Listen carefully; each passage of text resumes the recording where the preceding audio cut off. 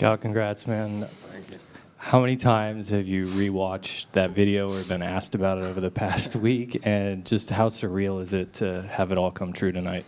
Yeah, I mean, that video is crazy. I mean, I don't know where they found that thing in the archives. So, yeah, I mean, just kind of surreal. You know, you don't think you're gonna win it, and you don't think you're ever gonna get invited, and then you get invited, and you know, the fact that you win it with your family and super special, and just what a night. We'll go to Ron and go ahead. God, congratulations. You become the first catcher and the first switch hitter to win the competition. How you feel about it? Yeah, I didn't even know until after it. You know, pretty cool.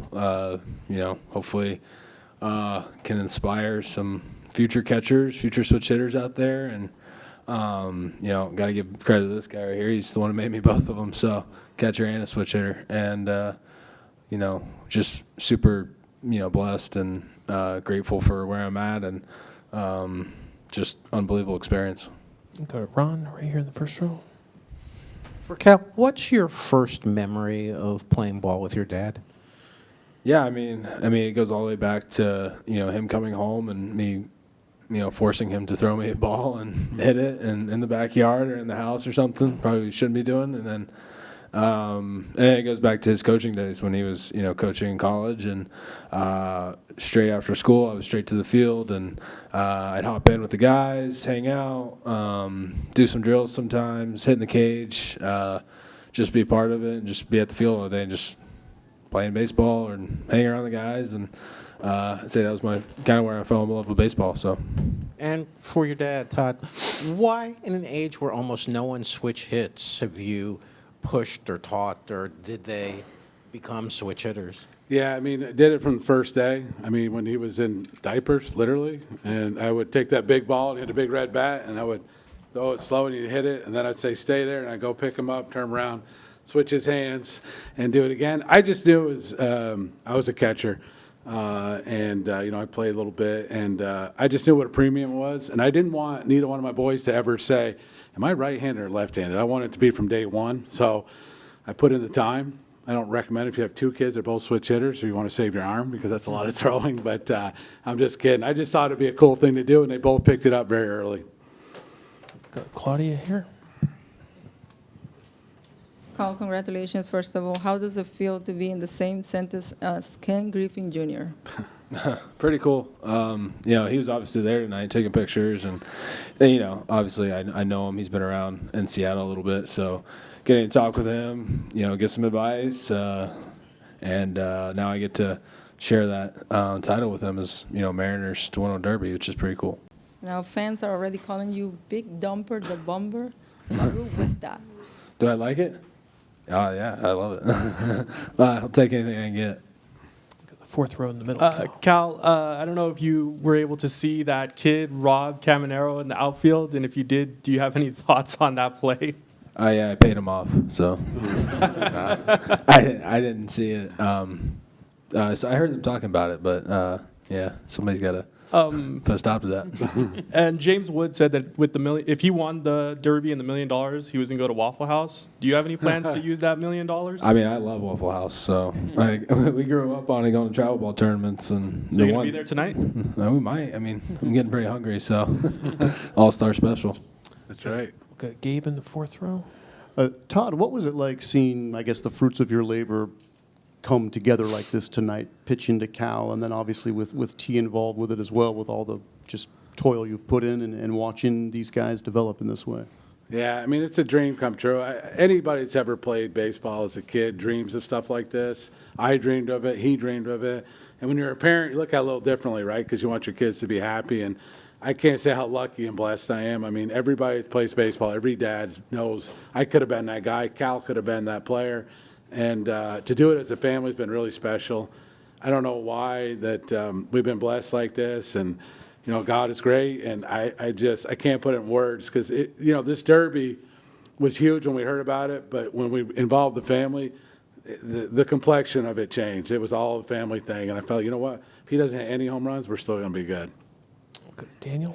Cal, you knew stamina was going to be a factor tonight. How were you able to maintain that, and how were you also able to get back into a groove after you switched to the right side?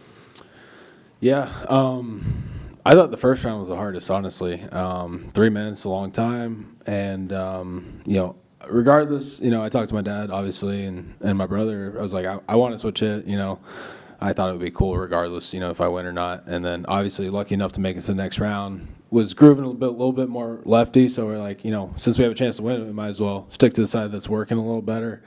But yeah, the last 2 rounds, it was a little better. Getting to go first helped. I didn't really have to go sit down for a while and get hot, and sit down and get hot. So, I was able to kind of stay hot after the first round, being one of the last ones to go, which was beneficial, I think. Go to the second row, Cal.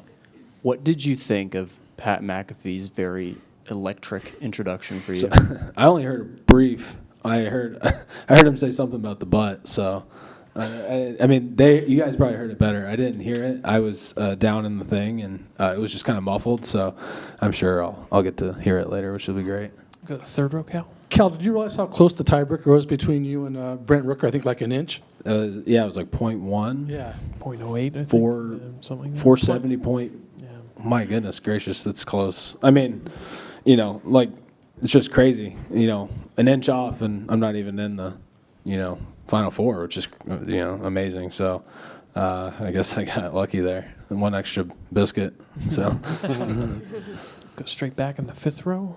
Cal, today we had the release that you are going to be with the U.S. team on the Baseball World Classic. So how special is that for you? And after this amazing season for you?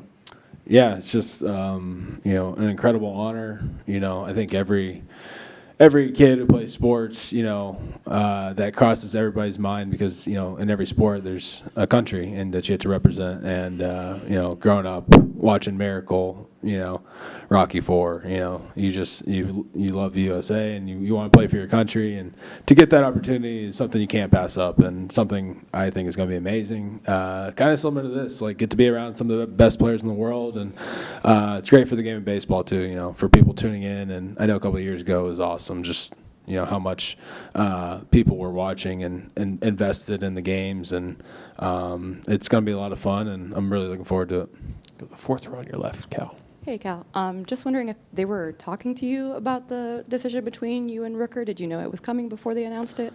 It all happened so fast. They didn't. They said there was a tiebreaker. Obviously, I knew because in the final round, I was talking to somebody, and they're like, "You got to get 2 more to get to 17 to tie Rooker."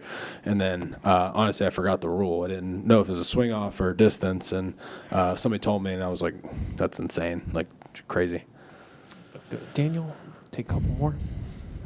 T, you had probably the best seat in the house tonight. Just what was your reaction watching all of that, and do you get to keep the merch? That's the first thing they told me is like, dude, you have to keep it. So, and yeah, I can trade a different seat.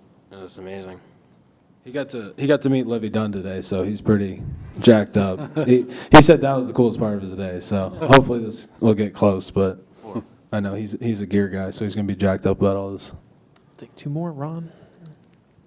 For Todd and the boys, are there any times at home where your mom just says, enough with the baseball, can we talk about something else? Not too much.